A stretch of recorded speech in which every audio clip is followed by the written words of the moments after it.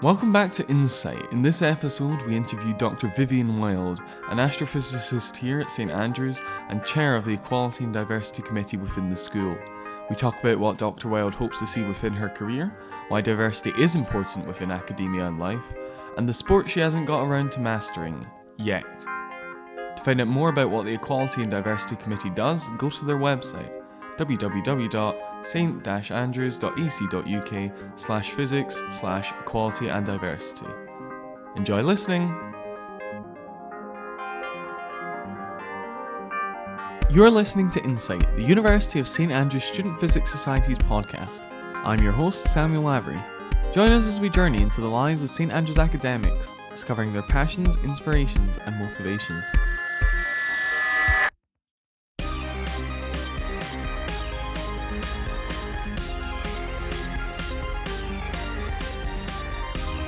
Today on Insight, we're interviewing Dr. Vivienne Wild, astrophysicist at the University of St Andrews. Thanks for joining us.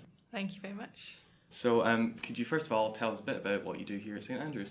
I am a reader in astrophysics, and I am the PI of a European Research Council grant, which means that I have a group of folk that work on galaxy bimodality. So the fact that galaxies exist as either spirals or ellipticals, and the spirals are star forming and the ellipticals are generally quiescent and not forming any stars. I do lots of lecturing, and I'm chair of the E&D committee, so that's my main admin role. Okay, do you want to tell us a bit more about your research then? Yeah, can do. So we use a variety of different observations, both high redshift universe, low redshift universe, looking at morphologies and spectral energy distributions of different types of galaxies. We also use simulations to compare with our observations. So the idea is that the group takes a very holistic approach to answering the question of why we have these two different types of galaxies in the local universe. A lot of our focus has been on a class of galaxies called post-starburst. So those are galaxies that have had a starburst in the recent past, but the starburst has switched off, and often they don't show any signs of any ongoing star formation, which suggests that they're going to become quiescent galaxies. And so this is a transition population. This is a population of galaxies that lives between the star-forming spirals and the quiescent elliptical galaxies. And so by studying these transition populations, you can hopefully get a handle on how galaxies transfer between being one type and the other type. Cool, very cool. And what's your favourite thing then about your field of research or in your field of research? Data. I love data. Processing it, gathering it, or? Processing it, analysing it, gathering it, no, I can't be bothered with that. I work with enormous samples of statistical samples, which other people usually take. It's done on dedicated survey telescopes or space telescopes. You don't have to bother with those. Everything's done. You don't have to visit them. So these huge data samples arrive on my desktop, and I get to analyse them and play with them and look for different patterns and try to explain our theories. Excellent. And what led you here to St Andrews then, doing this?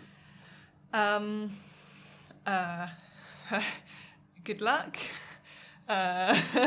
Chance. It's a great environment to work in, and I always thought that it was somewhere that I would like to work. It's in Scotland, which is where I wanted to be. Did you do your undergrad here as well then? No, I did my undergraduate in Edinburgh.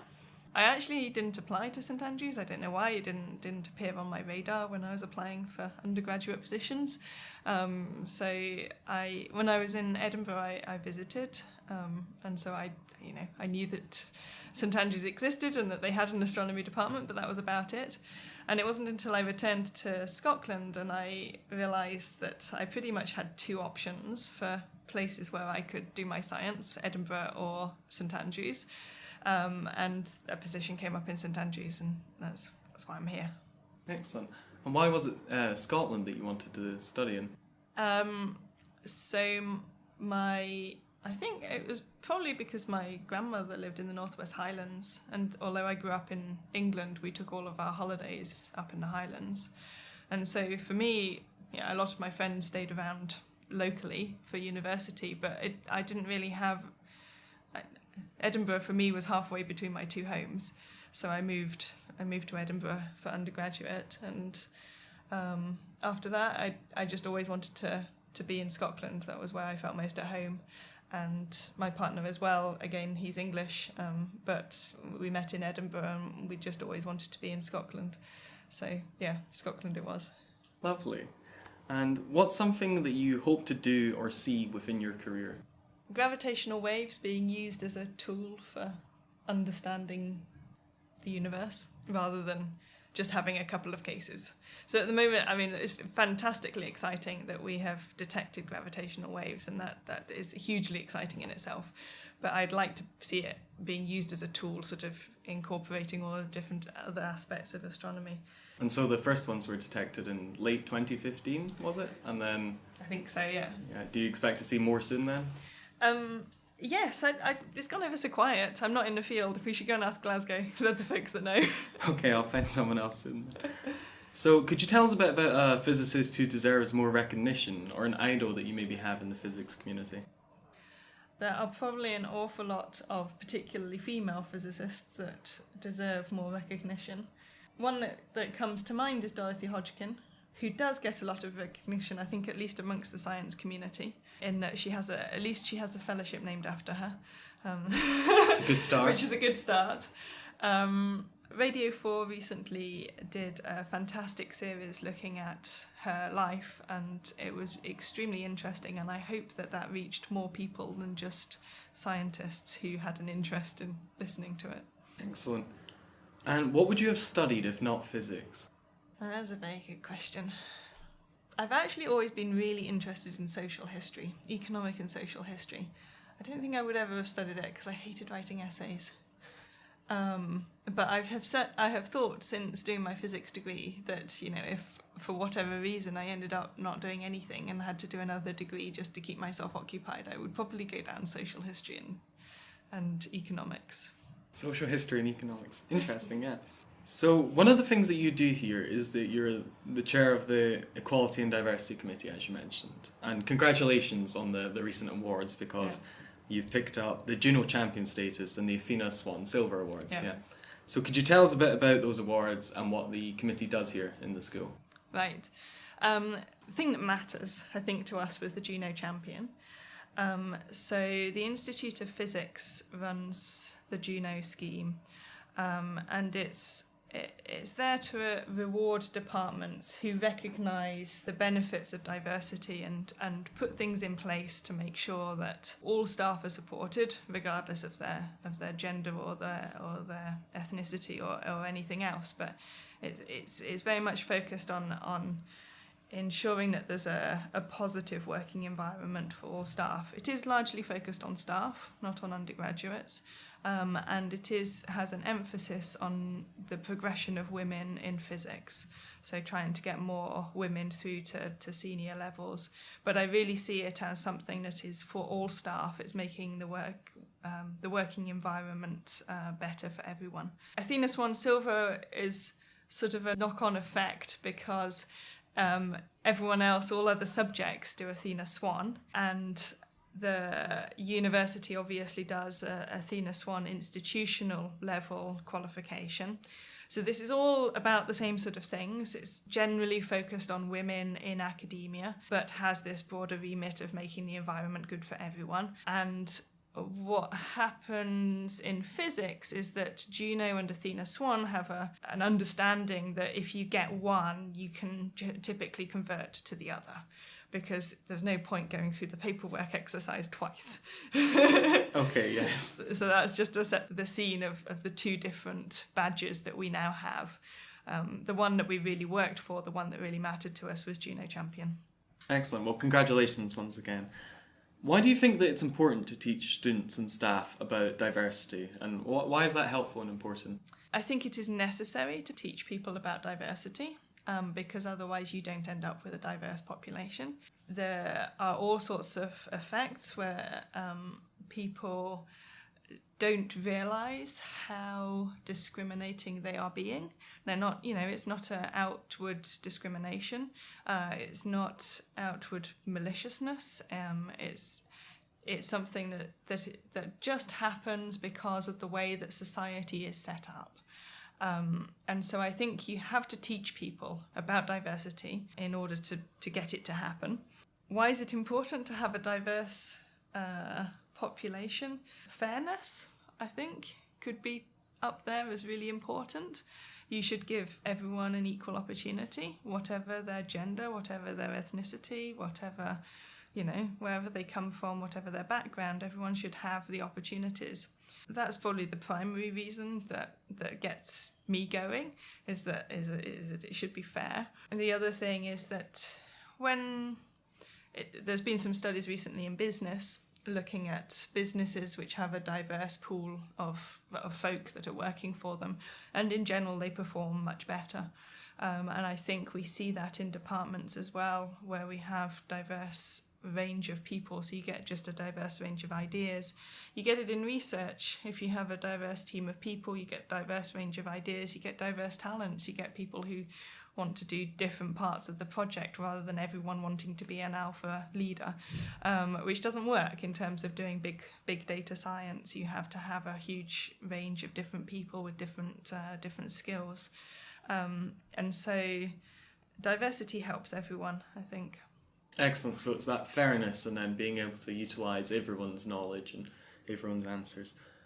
So in a place as cosmopolitan as St Andrews, and it is pretty diverse, do you think that discrimination is less common, or do you think it's maybe more difficult to notice? I think St Andrews is very good. It's pretty forward-looking.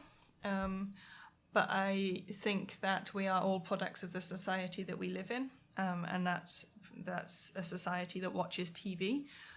So I think the issues are, or listens to the radio, I'm not just pointing it at TV, but everything, social media, everything that we grow up with, the schools that we go to, the nursery schools that we go to, and I don't think that's different between people in St Andrews and people elsewhere. And I think it's that largely forms the unconscious biases that we have against other populations of people. So it's the media that people are ingesting, and that's what we need to take a look at. Media is a big part of it. Mm-hmm. So what stereotypes do the media throw at you? And it's very obvious if you look, even superficially at the roles of women in films, for example. There's been big contentious issues recently about, for example, Star Wars had this wonderful, fantastic female lead. They didn't make any toys with this female lead because they didn't think that she was important enough. And, there's all those sort of industry biases that we fight against all the time. And I think we're only really grazing the surface of how much implicit bias there is in society, built into society. And we're only grazing the surface in the UK in terms of gender bias. I think the US is probably getting a bit better at looking at skin colour as a bias. We don't really look into that. There's very little said about that in the UK, but it certainly exists, just in the same way that it does in the US. Okay, but hopefully we're moving towards a better and more progressive place with regards to that.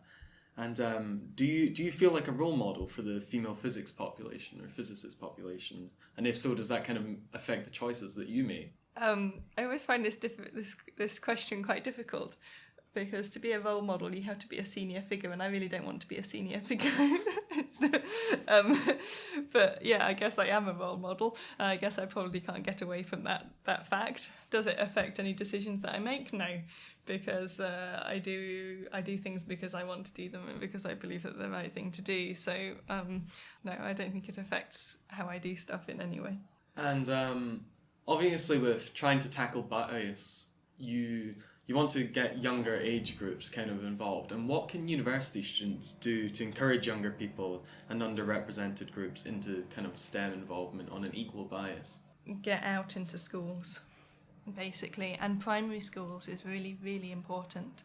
So we have a group of students, undergraduates at the moment, who are going out into primary schools in St Andrews. They're trying to extend it to to all of the primary schools in St Andrews and take physics experiments out. Now, this is a group of largely female undergraduates, and so it is showing to the primary school age children, which is where it matters, that you can be a woman and be a scientist. And I think that's incredibly important. There's plenty of studies that show that intervention at secondary school has very little effect, unfortunately. The Institute of Physics has been trying for decades to try and increase the fraction of women that are taking physics at university level, and it sticks at about 20 to 25%, and very little intervention works. So I think what that's telling us is that by the time you get to secondary school, you've already got those biases. And if you want to stop those biases happening, you need to have regular intervention through primary school, and that needs enormous numbers of people to get out there and to show the primary school children that we're a diverse population. Now, in St Andrews Physics, we're not massively ethnically diverse, so we can do gender diversity. We can get out there and show them that we're gender diverse, and we can show them that we're normal.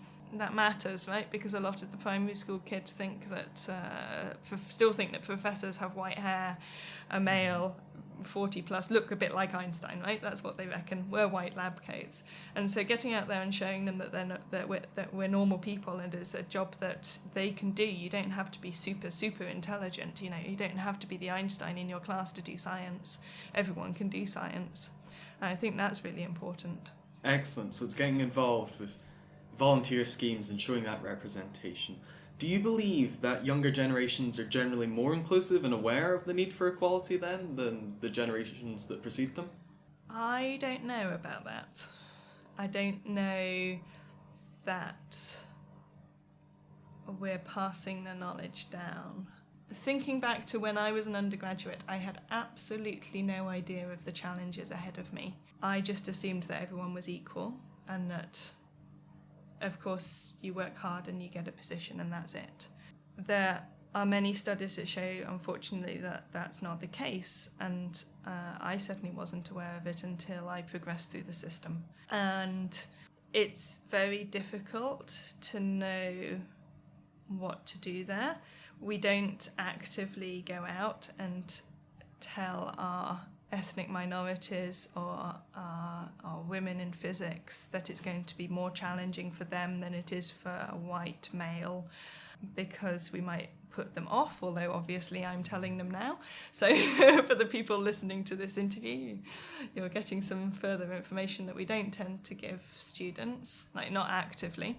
However, they can find that information out themselves, and I think the big difference now from when I was an undergraduate is the prevalence of social media. So people can go and find that information out if they want to seek it. And so in that sense, yes, perhaps they have more opportunities to find out about different biases that exist. Excellent. So there's more resources now, hopefully, and there's more information available. And whilst we're still dealing with discrimination now, what do you think could be like the next social issue that society has to address and adapt to? Will it be like people with cybernetic implants, because that's becoming more common, or will it be maybe non-binary genders is the next big one? I think non-binary genders is becoming big already, which is very positive. For example, I spent a lot of my time in the first year as chair of the E&D committee trying to sort out gender-neutral toilets, which I'm very pleased that we now have gender-neutral toilets. And no, I think very few people realise exactly why we put in the effort and the money, because it costs more money to do it that way. And largely that's for the non-binary gender population. And recognising that we didn't have any facilities for them. So I think that thankfully is becoming more,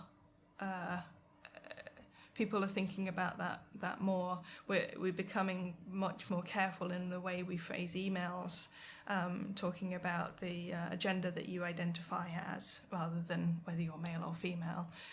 So I think people are becoming aware of that, which is very good. So that's something that we're already thinking about. I think that's we're good. already thinking about it, yeah.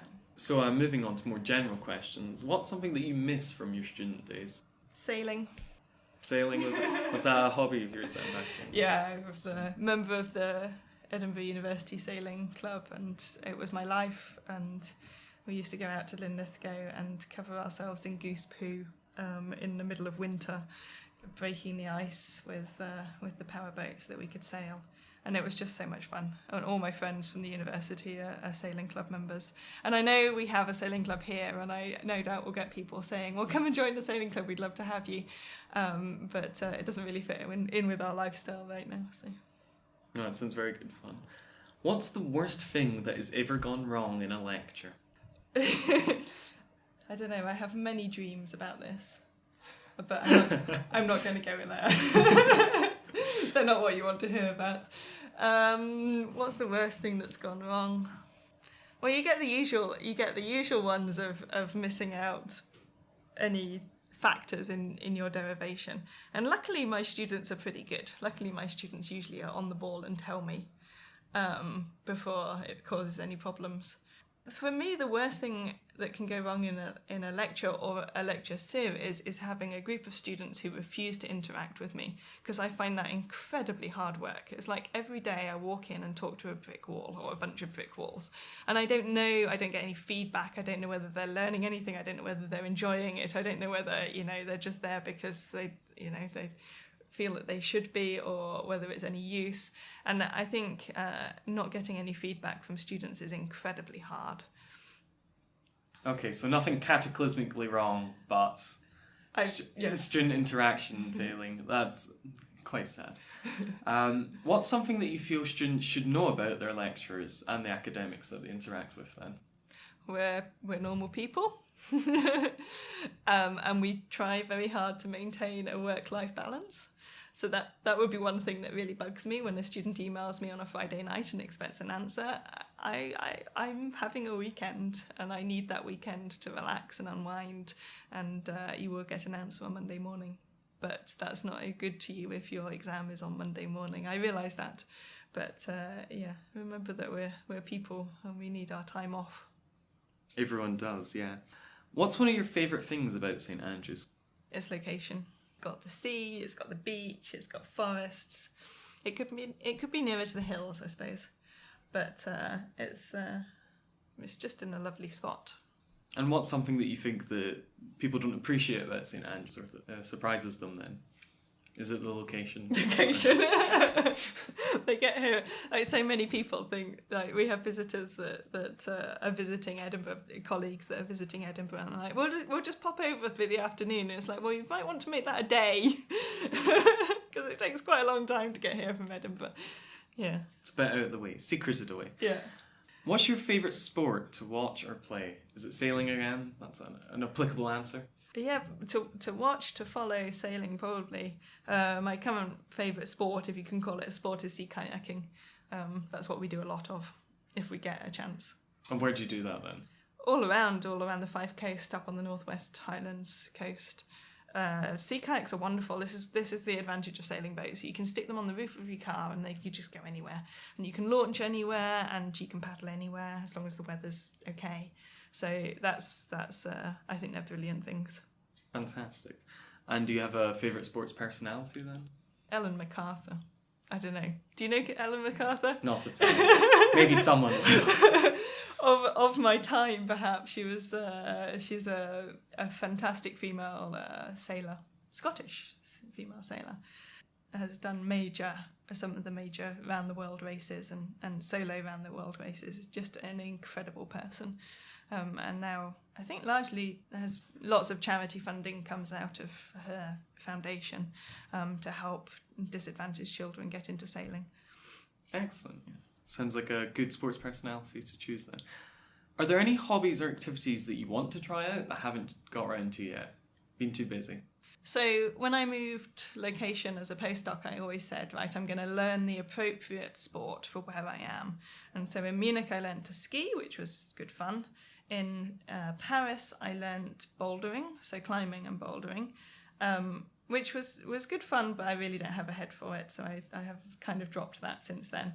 And so moving to St Andrews, the obvious thing was that I had to learn golf. And I've been here for 5.5 years, and I have yet to learn any golf or even pick up a golf club, to be honest.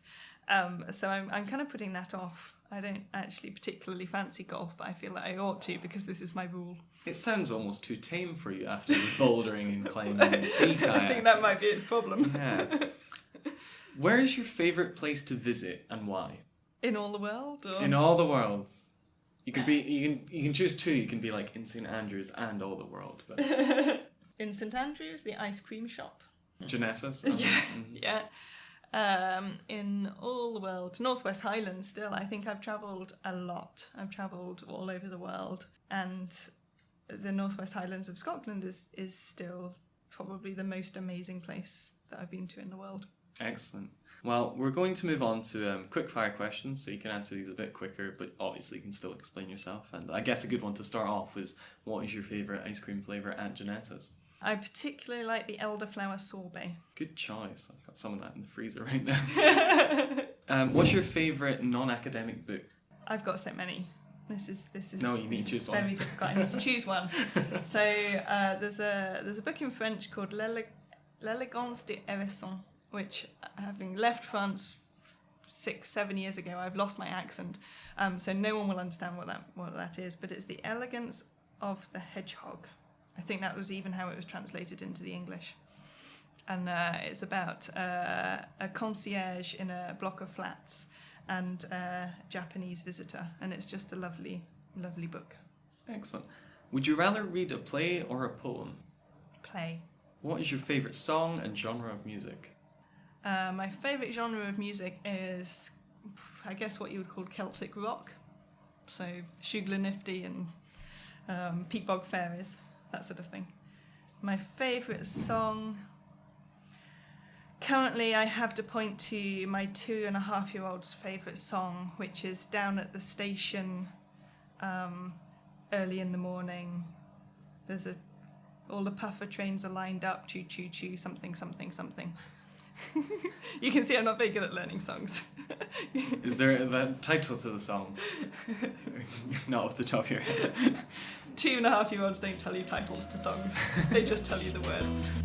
Down at the station early in the morning, see the little puffer trains all in a row.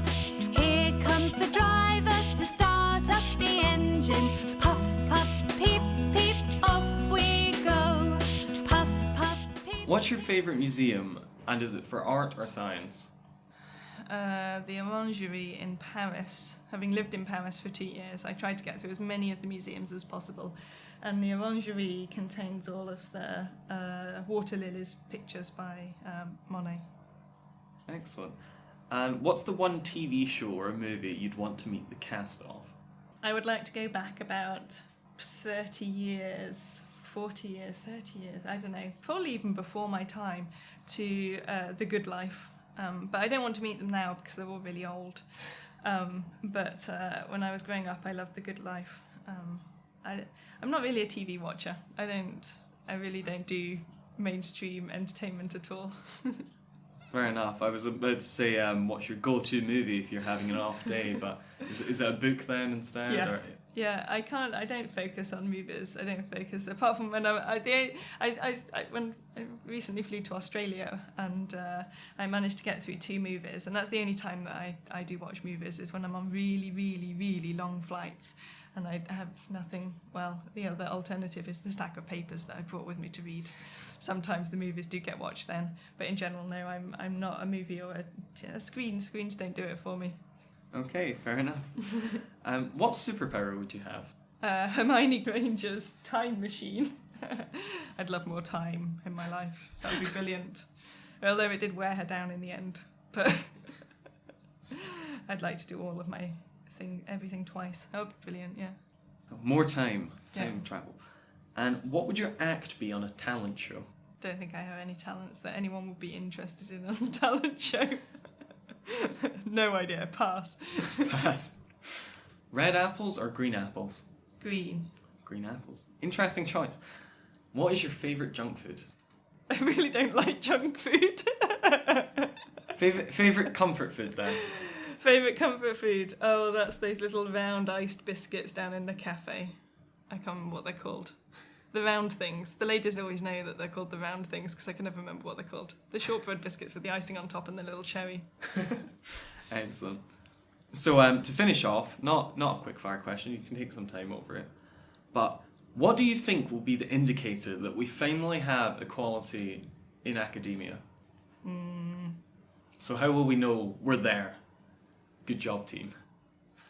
It's a very difficult one because you could reach 50-50 in everything, right? So 50-50 in gender, and make sure that you represent the diversity of the British population in everything that we do. And what we have seen happen is that you make quite a lot of progress, and because of these implicit biases that we have, unless you continue to watch, to monitor where you're at in terms of diversity, it will always slip backwards. So I think even if you get to 50-50, we would still have to watch, probably for a generation, so that we make sure that kids are growing up knowing that they can, whether they're male or female, they can be nursery assistants. That's something that is massively gender biased, right? And all the way through that kid's life, they see equality, then they're not going to build the implicit biases that all of us have.